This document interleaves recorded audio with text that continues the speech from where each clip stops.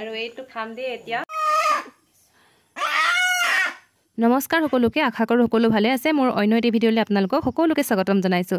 আজি আহিছিলোঁ মাহীহঁতৰ ঘৰলৈ বহুত দিনৰ মূৰত, আৰু এতিয়া এয়া মাহীয়ে ৰাতি সাজৰ কাৰণে ধুনীয়াকৈ কুকুৰা এটা মাৰি দিলে, আৰু মাৰি পিনি এয়া গুচাবলৈ দিছে আমাক। গৰম পানী কৰি ল'লোঁ ধুনীয়াকৈ গুচাবৰ কাৰণে, আৰু এয়া গৰম পানী উতলা গৰম পানী কুকুৰাজনী সোমাই চাফা কৰিবলৈ লৈছোঁ। আপোনালোকক এইকেইদিন সময় দিব পৰা নাই একেবাৰে, মই মানে পাত টুকিবলৈ গৈ আছোঁ, বাৰীত হ'লেও মানে কিবাকিবি কামত অলপমান লাগি আছোঁ, সেইটো কাৰণে সময় দিব পৰা নাই। আপোনালোকে একেবাৰে বেয়া নাপাব, যেতিয়াই পাৰোঁ আপোনালোকক সময় দিবলৈ চেষ্টা কৰিম বাৰু। আৰু এয়া ওচৰৰ মাহী এজনী আহিলে, কুকুৰাটো মাহীকে কাটিবলৈ দিলোঁ। আমি মানে কাটিব নাজানো, গুচাই কৰি চাফা কৰি দিলোঁ, আৰু এয়া মাহীয়ে কাটিছে, আৰু লগে ভাগে ধুনীয়াকৈ খাম।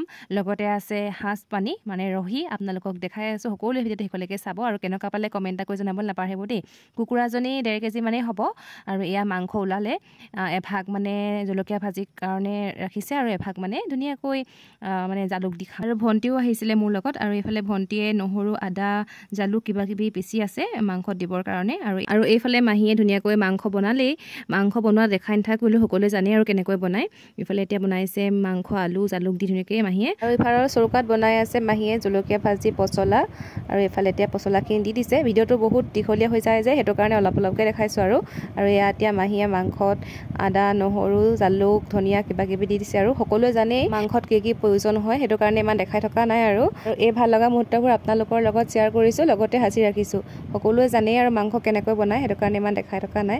ইফালে মাংস বনি আছে, আৰু মই এইফালে উলিয়াই ল'লোঁ এতিয়া সাজৰ বৈয়াম। এইফালে মাহীয়ে এতিয়া চেপিছে, ভণ্টিয়ে মাহীয়ে 2 বৈয়াম আছিলে এতিয়া খাবৰ কাৰণে। এয়া মাংস উলিয়াই লৈছোঁ, ধুনীয়াকৈ আমি সকলোৱে লগে ভাগে মিলি খাম।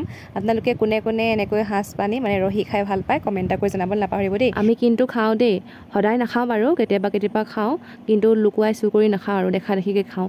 আৰু এয়া এতিয়া উলিয়াই লৈছে মাহীয়ে ধুনীয়াকৈ, সকলোলৈ একদম মানে ভাগ কৰি আছে দেখিছেনে।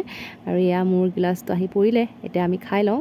আৰু এইফালে আমি সকলোৱে কথা পাতি খাই আছিলোঁ, কিন্তু মোবাইল এটাত গান লাগি আছিলে, কপিৰাইট লাগিব বুলি মানে মিউট কৰি দিলোঁ দেই।